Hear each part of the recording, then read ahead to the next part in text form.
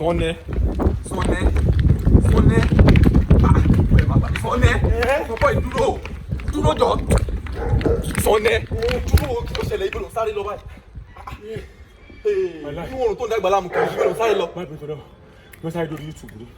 Mo sáré lọ sórí YouTube. Àwọn èèyàn kan sọ fún mi pé Mr. and Miss Sunday ó ti ń trend lórí YouTube bí kí sáré lọ wò. Èyí ló wà ní bó ti sáré máa lọ sórí YouTube kí mo sáré lọ wò tèmi bẹ́ẹ̀. Mo dáràn. Ṣé ní téèyàn ò bá ti ní ẹ̀kọ́ láyé yìí tàbí tí ò bá ti dá mọ́ láàrin mi àti ibo ní YouTube wà lẹ́ sáré lọ. Ṣé wọ́n sọ pé YouTube bọ́ọ̀lù abúlé ẹgbẹ̀rún àbúrò àlàyé tẹ́ ń sáré lọ? Ọ̀nà tí ń wò lórí YouTube kí ká sáré lọ, mi ò fẹ́ sáré lọ wò tèmi. Mi ò fẹ́ mí ìsẹ́ ni. Fóònù ẹ̀dá.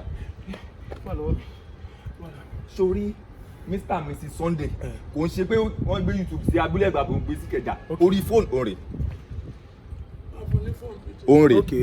Mr. and Mrs. òun ló ń trend lórí Yorùbá Plus yìí.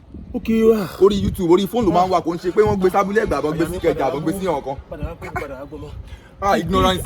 Ignorance is a disease.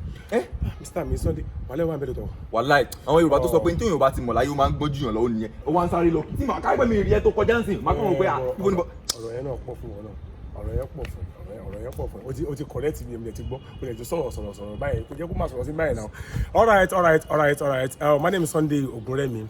My fans and family láti ìsinsìnyí lọ ẹ sáré bá mi lọ sórí YouTube kẹ́ ẹ lọ wo Mr. and Mrs. Sunday ó ṣe kí ni ó bad gan ó make sense gan tí ẹ bá ti gbádùn ẹ ṣe kí ni ẹ wá bá mi ẹni tó wá sọ pé òun gbádùn máa sanwó dátà yín padà kó lè bá mi gbé wọn débẹ̀. ẹjọ́ torí Ọlọ́run ẹ ṣáà rí pé mo ti jẹ gbájú mo ti jẹ gbàtí Mr. and Mrs. ó ń ṣó lórí Yorùbá Plus TV ní YouTube ẹjọ́ torí Ọlọ́run lọ bá wa wò. Produced by Afis Owo Seriki Ọ̀wọ́n Lọ́pọlọ.